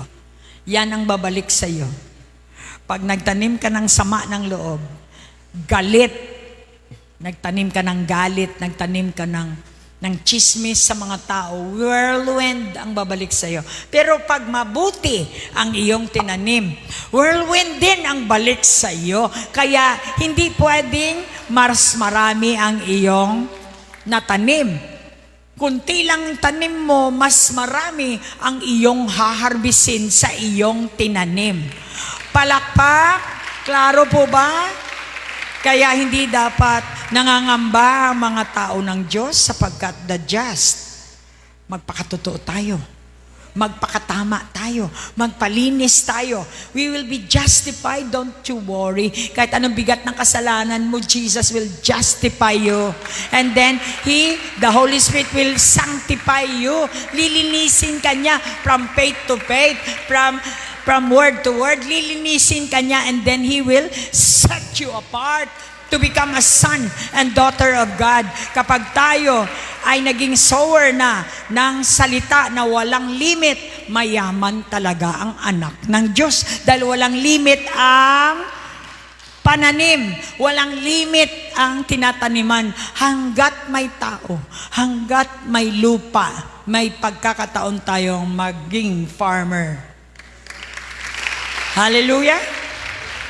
So now, you don't have to worry. Okay, you have to set your mind. Magtatanim na ako ngayon ng magandang crop para aani ako ng magandang crops. Shall we all stand? Mga kapatid, kung kayo ay nakapagtanim ng sama ng loob in the past, katulad po nito, kailangan marunong kayong maging farmer. Sa pera naman, ginagamit ng Diyos ang pera. Dahil ang pera ang nagsasagot ng lahat dito. Mula sa kuryente, sa pagkain, lahat. So we need money in this ministry.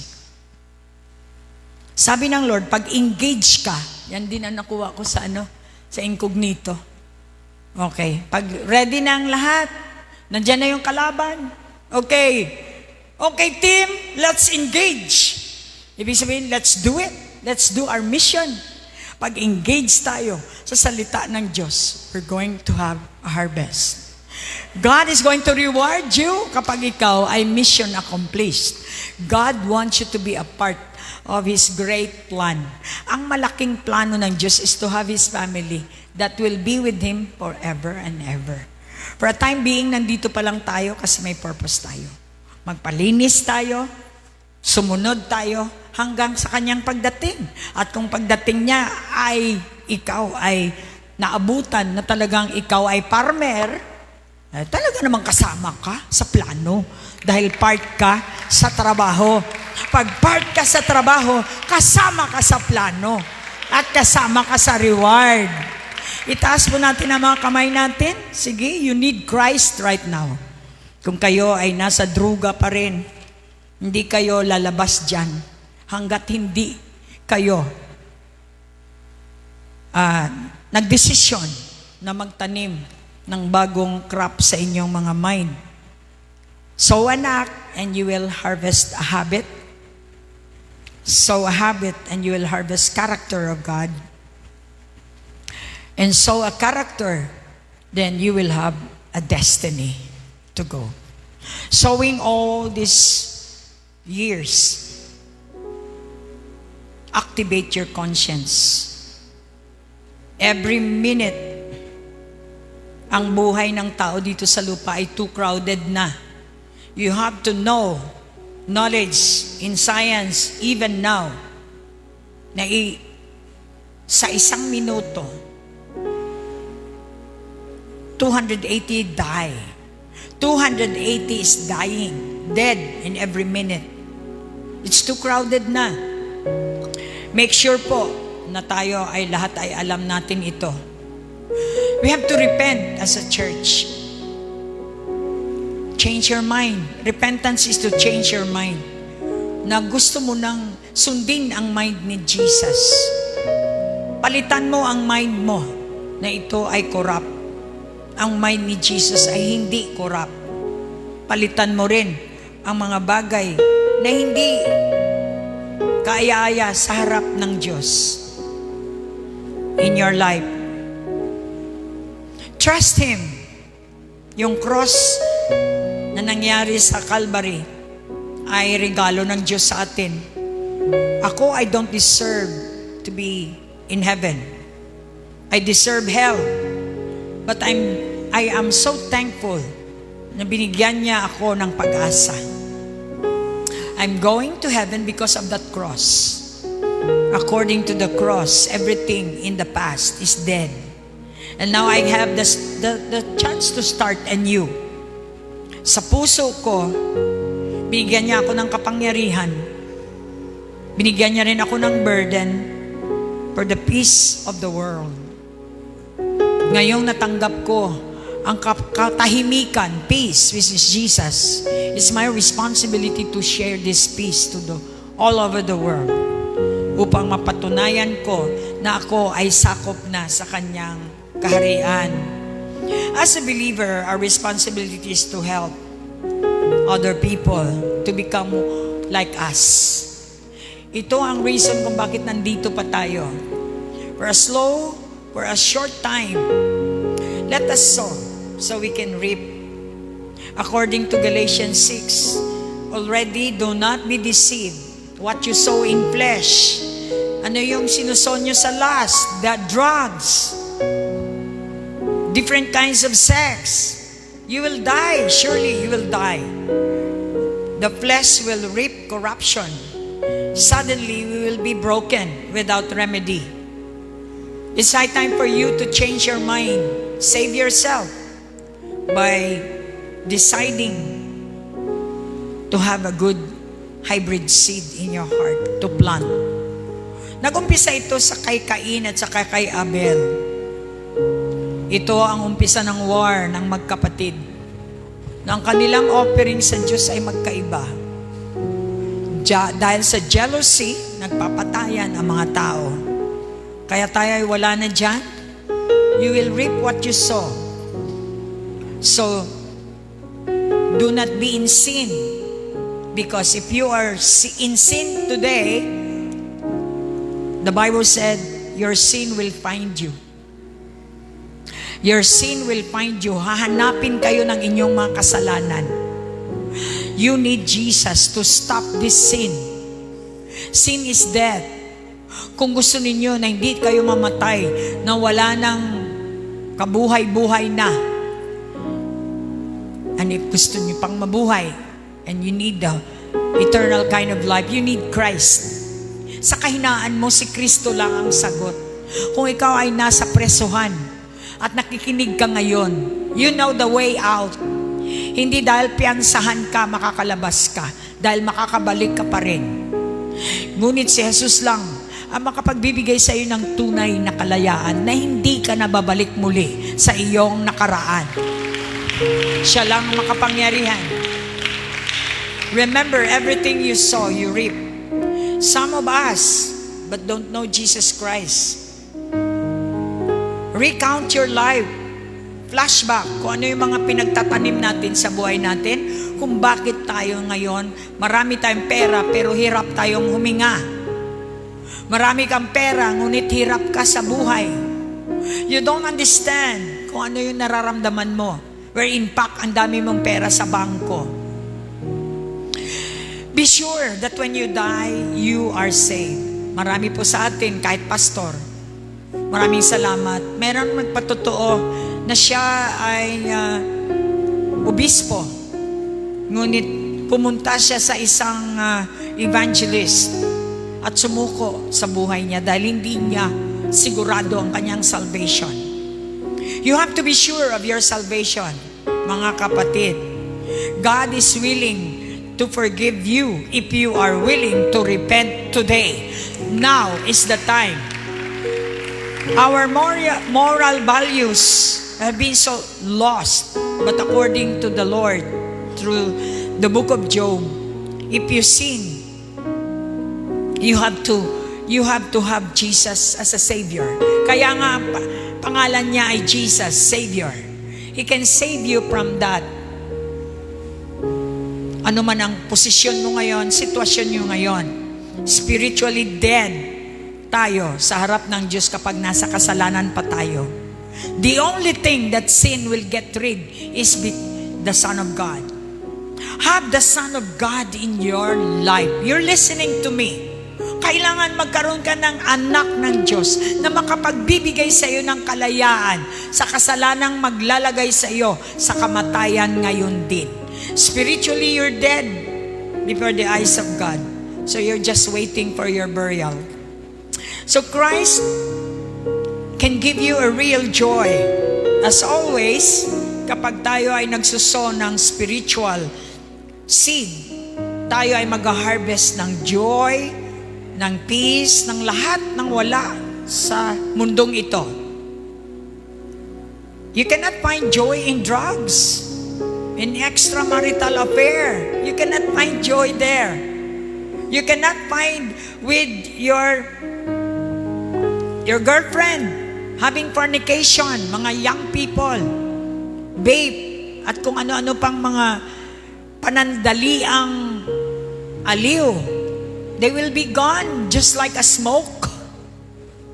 You need Jesus to stabilize your position in your salvation. You make sure before leaving tonight that you are and that you are saved. Mga kapatid, lahat tayo nangangailangan tayo ng assurance. Kahit 10 beses ka pang pakasalan ng asawa mo, hindi ka sure na ikaw talaga ang pipiliin niya. Ngunit kapag pinili mo si Jesus, siyang magbibigay sa iyo ng total assurance na hindi ka niya iiwan o pababayaan. You need Jesus right now. I want you to come and resurrender your life. Probably yung iba sa atin, hindi pa nyo nasuko ang inyong mga buhay. Maaring nasuko ninyo ang inyong mga bibig o mga kamay, mga paa, ngunit ang buhay ninyo hindi nyo pa nasuko sa Kanya.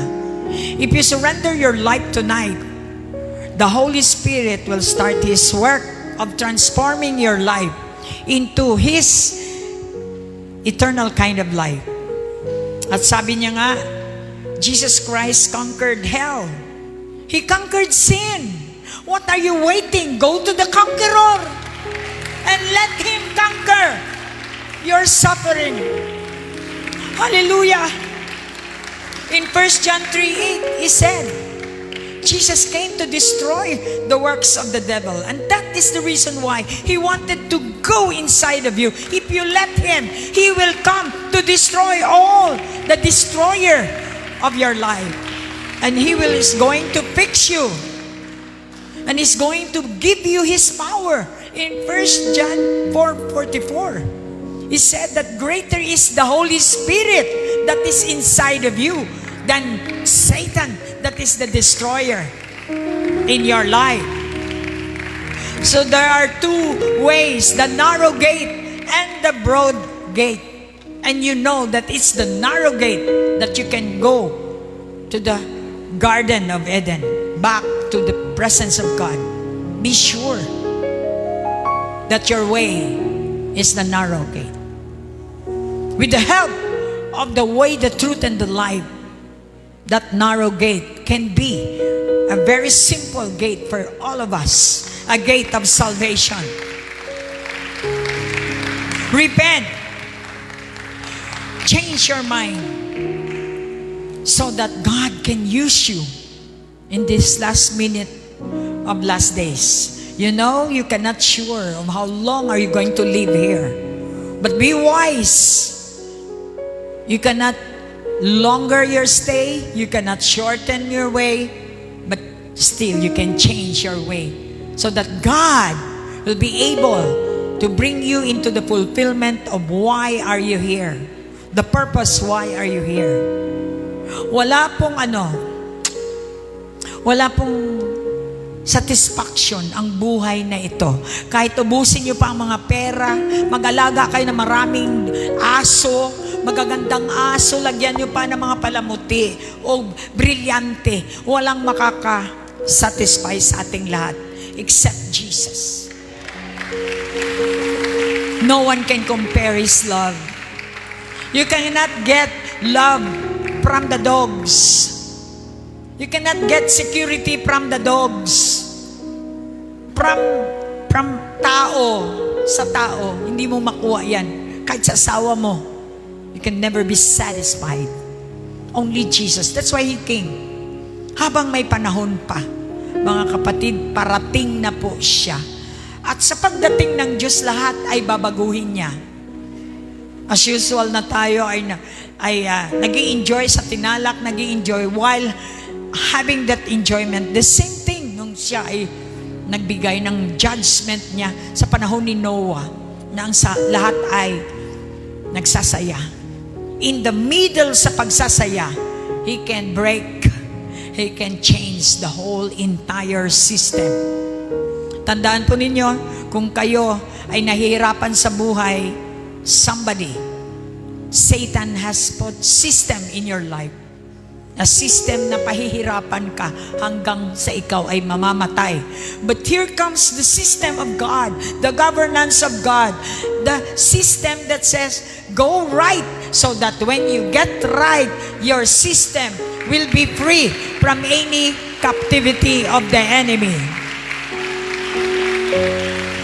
Tanggapin po natin ang ating Panginoon. Kung hindi nyo pa nasuko ang inyong buhay, kahit BCF kayo, hindi nyo pa nasuko ang inyong buhay 100%. You cannot experience, hindi nyo ma-experience ang kapangyarihan na pinangako niya na hindi na kayo magkakasakit. Kung mayroon man talagang ma-handle, hindi kayo hirap sa paghinga dahil ang banal na espiritu ay more than supplier ng hininga. Siya ang Diyos ng buhay. Suko po natin ating mga buhay. Come to Jesus.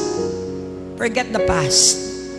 Lahat ng mga ginawa ninyo, rags yan sa Diyos. Ngayon, punta tayo sa ginawa niya sa cross. One time, be with Jesus, and I believe tonight is the night that God is going to change your position. Ipoposisyon kayo kay Kristo na kung saan nandyan na lahat. Heavenly Father, maraming salamat po, Ama, sa inyong bugtong na anak. Minsan, Lord, nabigyan ko ang aking sarili ng pagdududa. Ngunit ngayong gabi, tulungan ninyo ako. I need your help. Sabi ninyo, kapag ako ay sumama sa inyong salita ngayon din, babaguhin ninyo ang lahat sa akin. Jesus, I give you my life. Gamitin niyo po ito. Linisin niyo po ako. Gamitin niyo po ako sa inyong purpose. Magmula ngayon, I'm not going to waste my time. Ang time ko po ay para sa inyo lang. Walang sino mang makakukuha ng time na binigay niyo sa akin. Para sa inyo lamang. At ito ang aking dalangin.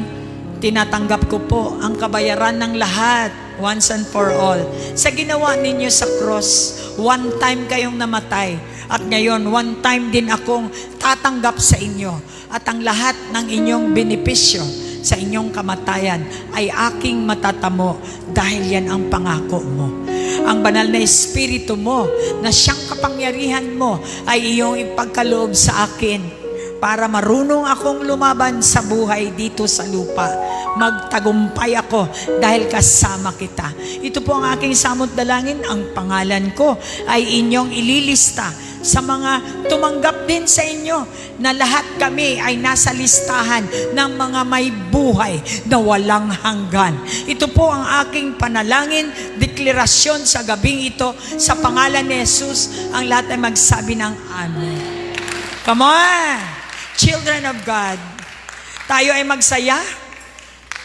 Kung totoong natanggap ninyo, ang resulta po ay kayo ay nakabalik sa presensya ng Panginoon. Sa presensya ng Panginoon, may fullness of joy. Kaya halata sa itsura ninyo kung kayo nakabalik.